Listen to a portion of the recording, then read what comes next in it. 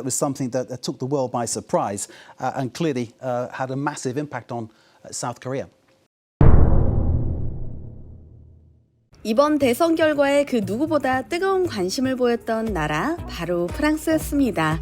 현재 한국의 정치 상황이 프랑스와 너무나 닮아 있었기 때문인데요.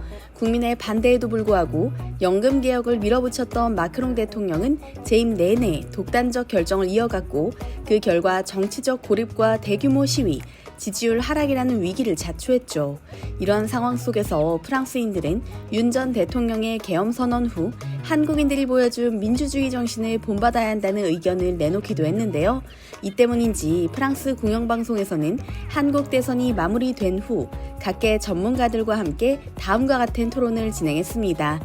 대선 후 한국의 미래 그리고 사회 현상에 대한 다양한 시선이 존재하는 이번 토론, 지난 영상에 이어 함께 살펴보시죠. This is something that Lee is vowing to improve. He says he will restore the economy. They're his words. That's what he's saying. Of course, it's easier said than done. That's exactly right. And it's the bane of every leader who finds him or herself in a position of ruling at a time when the forces that drive the economy are often beyond his or her control. And right now, you're exactly right. With the uncertainty that the Donald Trump administration brings in terms of trade wars, tariff demands for increased South Korean spending on national defense, in addition to increased contributions to the cost of U.S. forces in Korea, inflation, which is indeed another global event. I think right now what the Korean people need to hear, first of all, is that the era of political bickering and the attacks and the questions about the viability of democracy are largely now being put in the past as we can focus more, again, pragmatically on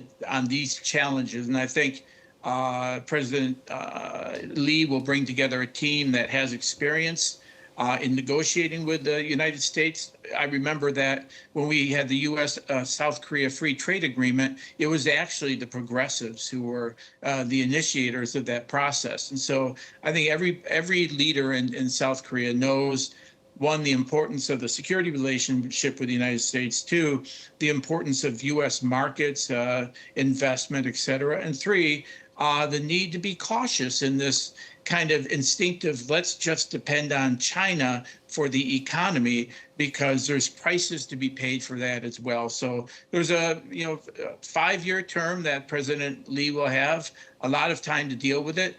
National Assembly now in the opposition's hands. These are opportunities he can begin to address. News that shook South Korea in December, that declaration of martial law, of course, wasn't the first time that the country's been shaken by a president misbehaving. There was President Park back in 2016 who caused a massive scandal. And Gibo, can I bring you in on this one? The sense that perhaps people in South Korea have seen one president misbehave, before that another president fall foul of the law. Does that undermine in any way what is happening right now in terms of the democratic process? Is there a sense that people perhaps are a little bit wary about what their leaders are trying to do? I wouldn't speak for the South Korean people because I've not looked into public opinion polls enough.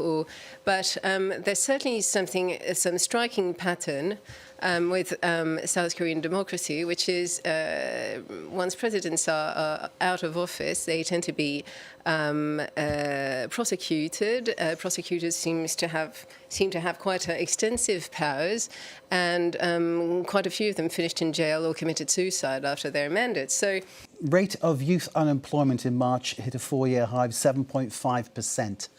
Clearly, Young-mi, there is an issue there about, and you just hinted at it in what you were saying, that people feel that they're not getting a good deal, people feel they're not earning enough. The cost of living, of course, is a problem all around the world, but I understand it's biting in particular in South Korea, people feeling really they're not getting an even break.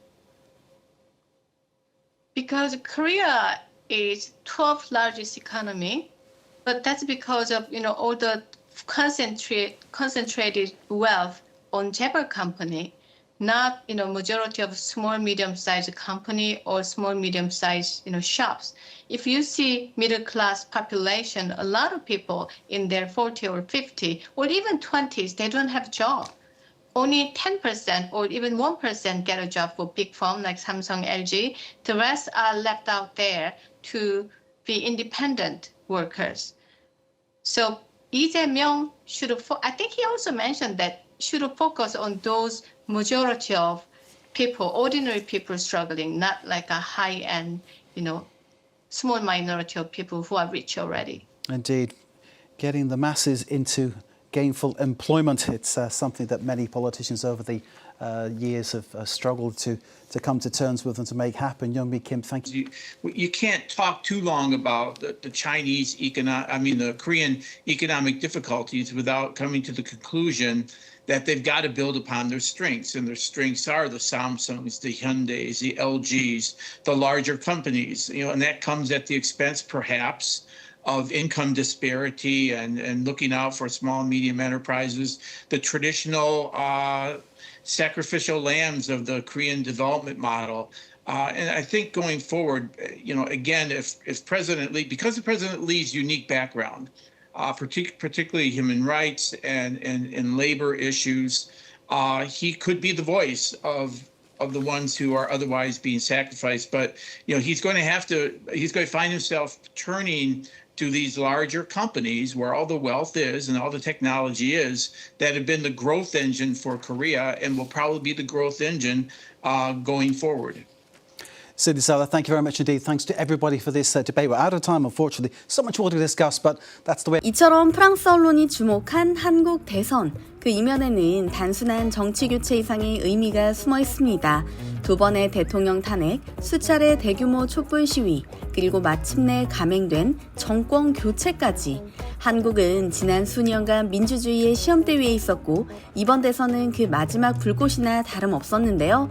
과연 이번 선택이 희망으로 이어질 수 있을까요? 사상 최고의 실업률 아래 청년들은 절망하고 있고 중산층은 붕괴 중이며 소수 재벌만이 여전히 승승장구하는 현실 속에서 말이죠. 새로운 정권은 모두를 위한 경제를 약속했지만 과연 말뿐인 약속이 아닐지 의심하는 시선도 만만치 않은 것이 사실인데요. 프랑스처럼 시위와 고립의 수렁에 빠질 것인지 아니면 위기를 기회로 바꾸는 기적을 다시 한번 만들어갈 것인지 모두 함께 지켜봐야 할 때가 아닌가 싶습니다.